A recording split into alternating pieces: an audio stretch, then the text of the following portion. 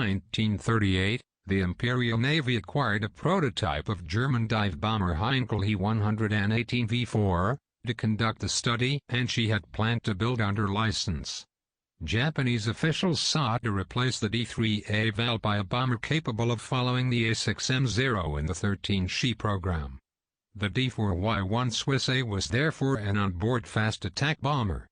It made its maiden flight in December 1941, powered by a Daimler-Benz DB600G engine imported. An order of 660 reconnaissance aircraft D4Y-1C was passed, and the first units began to come out of the Dai-Ichi Nagoya plant in late spring of 1942. The D4Y, designated by the Allies under the code name Judy, gave rise to an embedded version with a radial engine and a terrestrial variant powered by a line.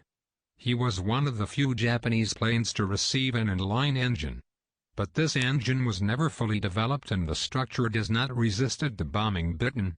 These structural weaknesses condemned officials to effect the first D4Y-1C pre-production for reconnaissance missions. Nevertheless, the Yokosuka Suisei, Japanese Comet, was the fastest of all the dive bombers aboard of war. These performances were excellent, especially thanks to its sleek, aerodynamic lines. As against vulnerability was mainly due to the lack of protection for the crew and reservoirs. The first service-made devices were destroyed while they were on the Saryu, sunk during the Battle of Midway. Then 174 Suisei-owned Koku felt, 1, 2 and 3 board a 9-aircraft carrier before the Battle of the Philippine Sea. They were intercepted by the U.S. Navy and suffered heavy losses without obtaining any conclusive result. They were used from land bases after 1942.